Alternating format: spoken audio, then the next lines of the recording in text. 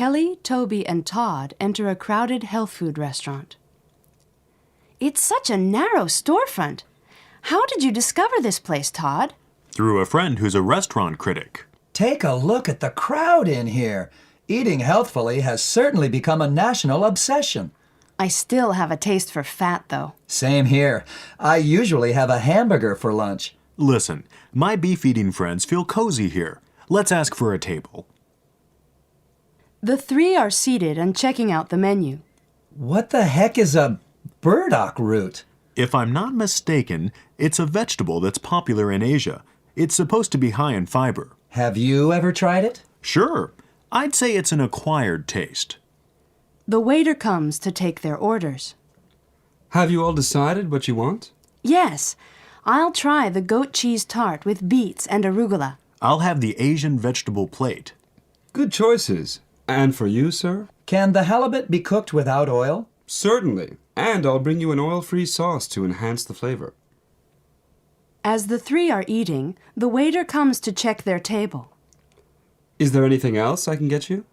We're fine, thanks. Enjoy your meal. I must say, my veggies aren't bad at all. Yeah, low-fat dishes can be tasty after all. But from time to time, you do strike out. Even so, I've come to change my mind about lean vegetarian dishes. Food can be good and good for you. Todd, have you completely converted to being a strict vegetarian? Of course not. I just go for an Asian vegetarian diet when I eat out. Well, buying these raw ingredients for home cooking would require a certain knowledge and expertise. Exactly.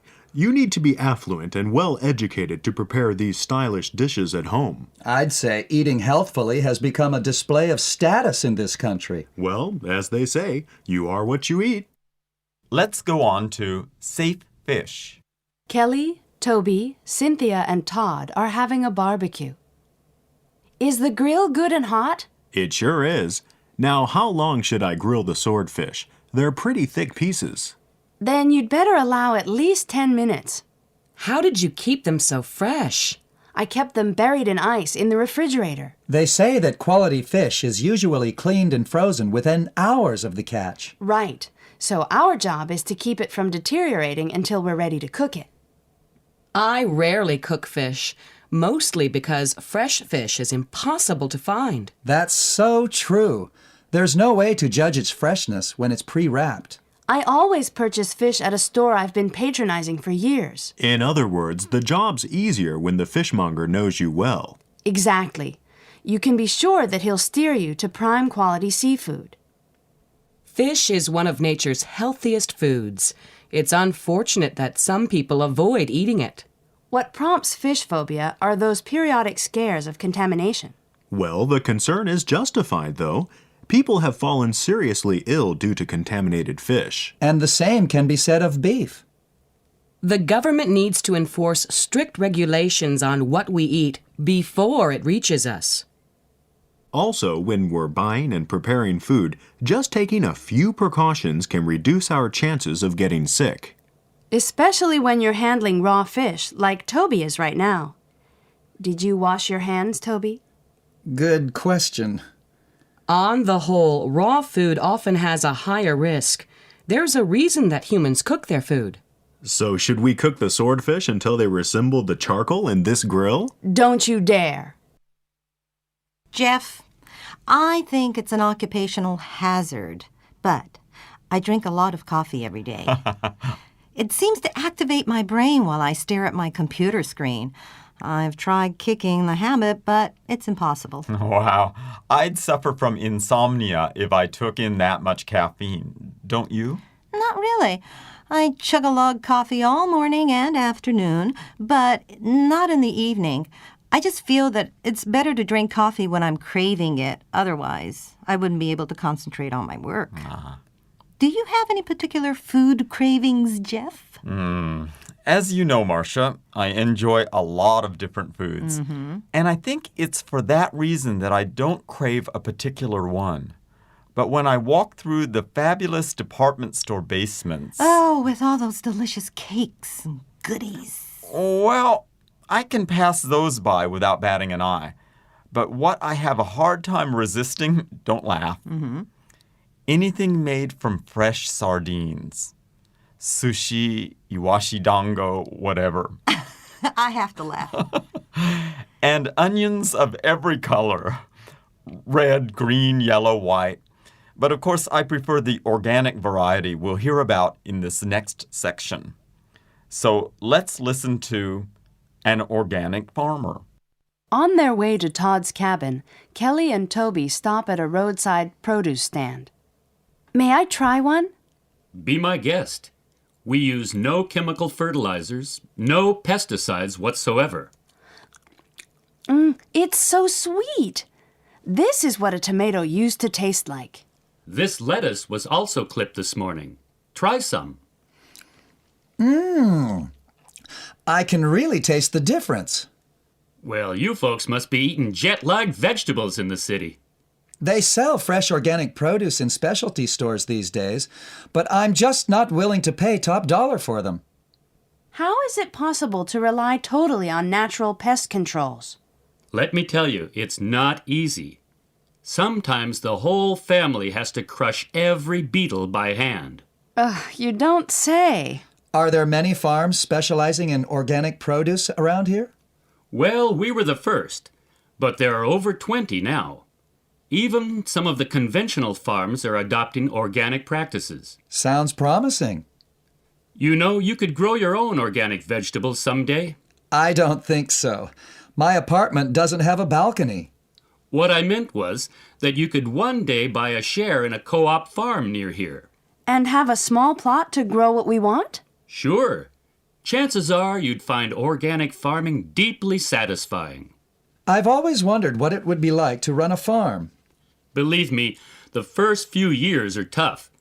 You see, I was a school teacher before I became a farmer. If it's organic, don't you just let nature take its course? Now, that's a myth. Organic doesn't imply that a farmer simply surrenders to nature. It requires a lot of skill. Did you have any prior experience in farming? No, I knew next to nothing about agriculture. In fact, I'd never grown anything in my life before I moved here. Let's go on to at the supermarket.